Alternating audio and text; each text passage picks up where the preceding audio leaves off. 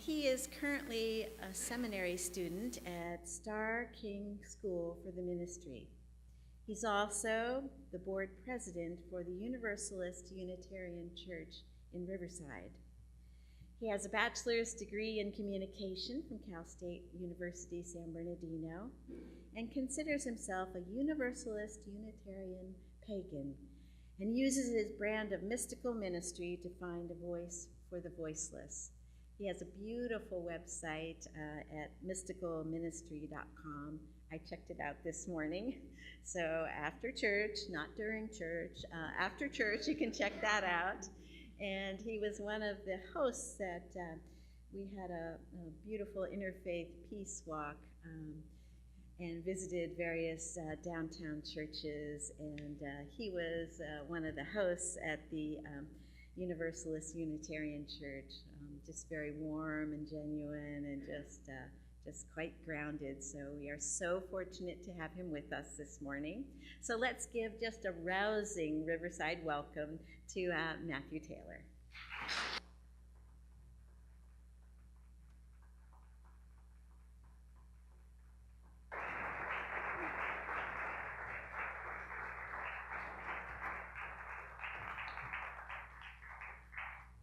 Good morning. Good morning. That's what I'm used to. So be patient with me this morning. I may walk around a little bit since I have the freedom here. So first of all, I would like to thank you all for having me. I would also like to thank their senior minister, Jeffrey Ryan, who is away, for inviting me to be here in this pulpit. I would also like to thank Dean and Allison for being worship leaders and walking with me this morning to make me feel like I'm at home. So I want to start this morning with a reading of Audre Lorde's poem, A Litany for Survival. Among UU circles, it's better known as We Were Never Meant to Survive. For those of us who live at the shoreline, standing upon the constant edges of decision, crucial and alone. For those of us who cannot indulge the passing dreams of choice, who love in doorways coming and going in the hours between dawns, looking inward and outward, at once before and after, seeking a now that can breed futures, like bread in our children's mouths, so their dreams will not reflect the death of ours. For those of us who were imprinted with fear, like a faint line in the center of our foreheads, learning to be afraid with our mother's milk, for by this weapon, this illusion of some safety to be found, the heavy-footed hoped to silence us. For all of us, this instant and this triumph, we were never meant to survive. And when the sun rises, we are afraid it might not remain. And when the sun sets, we are afraid it might not rise in the morning. When our stomachs are full, we are afraid of indigestion. When our stomachs are empty, we are afraid we may never eat again. When we are loved, we are afraid love will vanish. When we are alone, we are afraid love will never return. And when we speak, we are afraid our words will not be heard nor welcomed. But when we are silent, we are still afraid. So it is better to speak, remembering we were never meant to survive.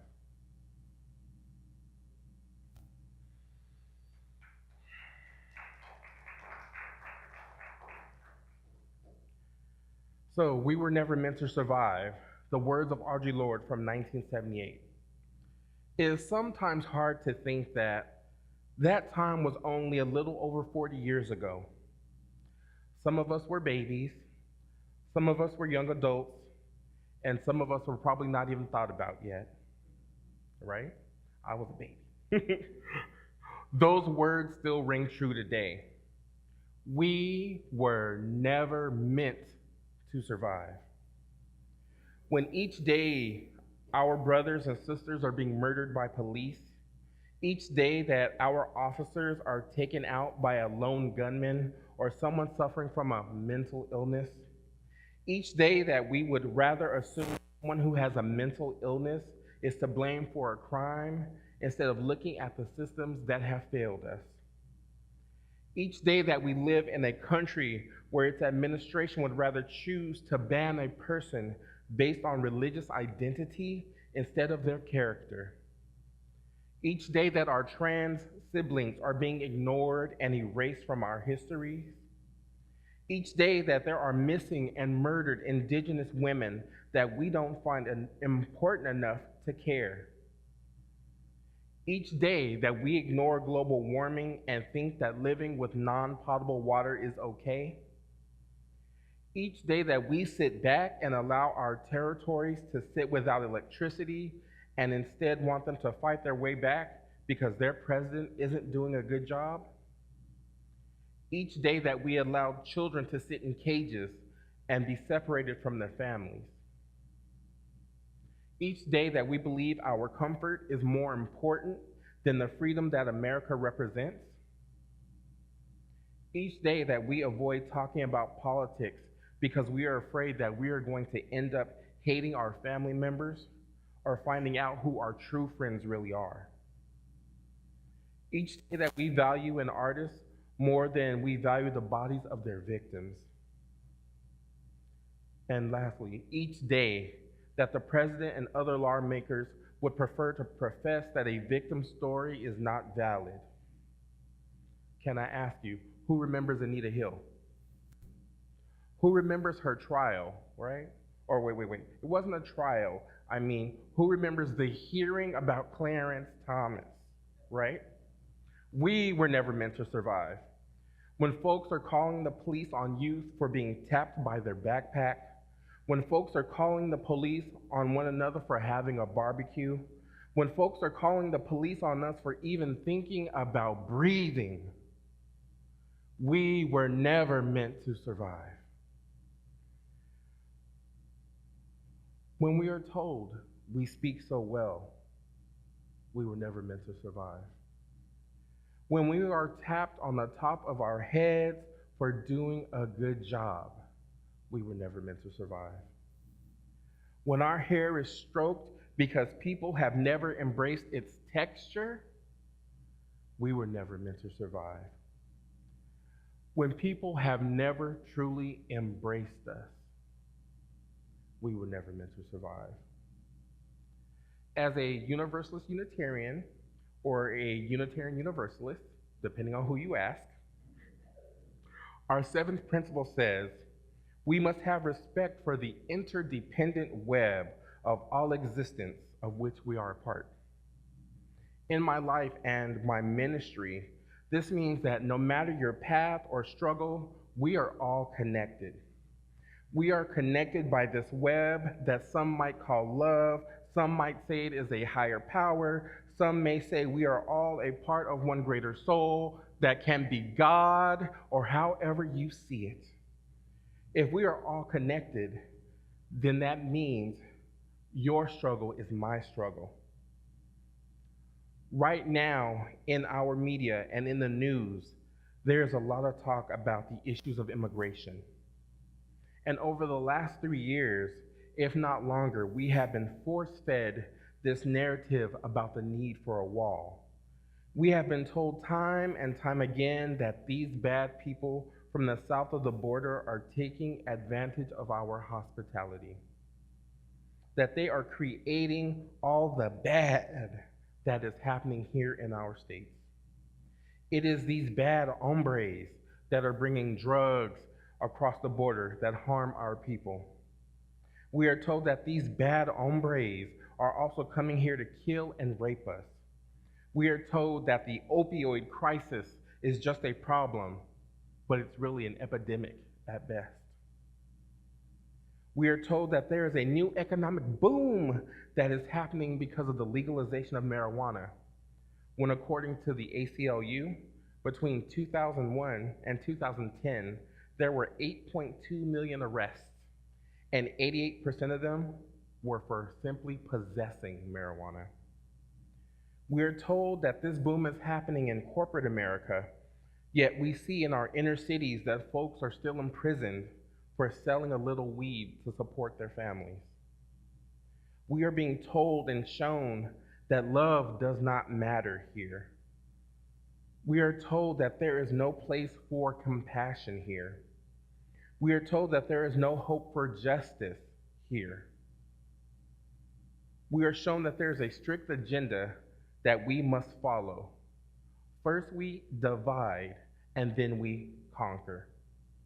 We are told that the promises of our forebears made are no longer valid. We are told that we wrote a check and we are not going to cash it. Does that sound familiar? That sounds like the shortcomings of the dream that Dr. King talked about. Here we are over 40 years later, and we still do not have that compassionate capital to pay for that check. How is it that an economy that is allegedly the strongest in the world can also be the most fragile in the world? We are being trained to forget about this compassionate capital because our spirit funds it. We are told that we cannot afford to make these spiritual payments because we spend too much of this currency spread out over different social justice causes. We do not have the capital because we decided to spend it on the Me Too movement. We are told that our accounts are overdrawn because we acknowledge that Black Lives Matter. We are being told that our accounts have insufficient funds fees because we are writing checks to our trans siblings because they deserve rights too. But we don't have the capital. But if our spirit creates that capital, and our spirit is made of love, which is a part of the infinite divine that we call God, creator, and abundant love, then how can we be bankrupt? God's love never runs out. God's love is not insufficient. Therefore, we are not insufficient. I invite you today to reach down into your spirits and take a moment to see if your account is all tapped out. And I invite you to reflect on this thought from A New Design for Living, 1959. The indwelling God is the greatest single factor in our whole lives. It means that there is nothing between us and God. There is no intermediary. There is no place to go to find God. God already exists in the midst of us. And if we try to seek him elsewhere, it would be like God trying to hunt for himself. God is not lost, and neither are we lost or separated from God. The more completely we can see God in everything, the more completely will the one God in all things respond to us. For me, I think that means we can ask in love for God to make a deposit. We can ask of ourselves and our spirit to fill up our capital accounts. To me, that also means we are not bankrupt. We are not out of our compassionate capital, and we have a responsibility to act. When those marginalized folks come forward and ask for the reparations, we have a responsibility to dig deep into those pocketbooks of the soul and divvy up our portion. You may be asking, he's up there talking, but how do we act? What can we do next? How will I know if it's time to cash that check? Everything and everyone is always connected and interdependent. Mind-filled living encourages and assists us to see and feel and hear and experience the interdependence everywhere. For me, that means the time is now. There is no better time than now to pay for that check. There is no better time than now to show up at the Bank of Life and say, my sibling needs compassionate capital, and I am here to withdraw my portion and transfer it to their account. We are called and invited to not only acknowledge that we have this compassionate capital that we can use to show up for those folks that are marginalized, but we are also called to witness and work with those folks that are marginalized. So, your center has come forward in a major way here in Riverside. Last year, when contacted by local organizer Terrence Stewart to participate in the IE Heat meetings, you all showed up. Your center was visible in the movement of asking for better hiring, equipment, accountability, and training of our local law enforcement. Your minister and your center see the need for better practices by our law enforcement so that we can have a Riverside we can believe in. We deserve a Riverside that is rich with a moral fortitude and that compassionate capital. A Riverside that will not let another Taisha Miller happen. A Riverside that will not let another Trayvon Martin happen. A Riverside that will not let another Philando Castile happen. A Riverside that is planting the seeds so that another Pulse doesn't happen and another San Bernardino doesn't happen. There are also folks here, folks that are working closely with those that are impacted by ICE. Some of you have traveled with Hilda Cruz to Adelanto and to the city of Mecca. You are showing up for those folks who have no one, showing up with your time and your treasure and your prayer. This does not mean you are doing this work because you want to be the savior of these folks, because they are already saved. It means that you are present. You are bearing witness to this time in history that we never thought would happen. Together, we are bearing witness to the work of accompaniment so that folks currently detained and those making the trek on these caravans do not feel like they are alone. You are showing up in a way that says, you may have had to flee from danger in your homeland. Our government may have told you you are not welcome here. You may have been told that you are not a good person and you do not deserve salvation. But here in Riverside, here where love lives, here you are welcome. Here we need you to survive.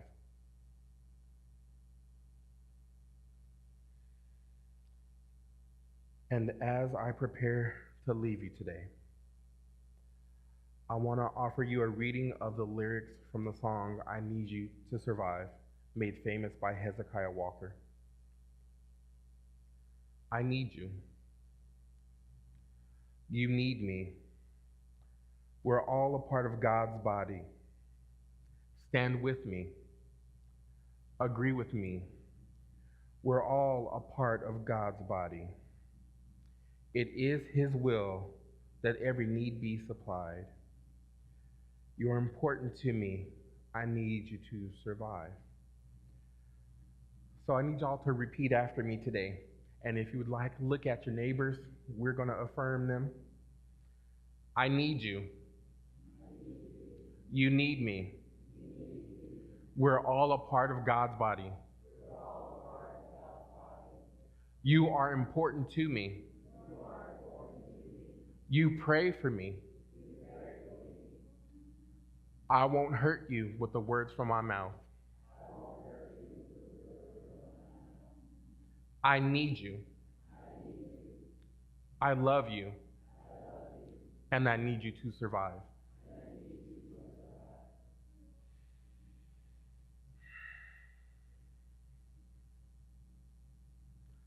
I may not have given you all the answers. I may have asked just a couple questions, but before you leave here today, Make sure that you reach out to someone. Tell them that you need them. Let them know that you love them. Let them know that we need each other. This interdependent web of life that we live, we need to rely on one another.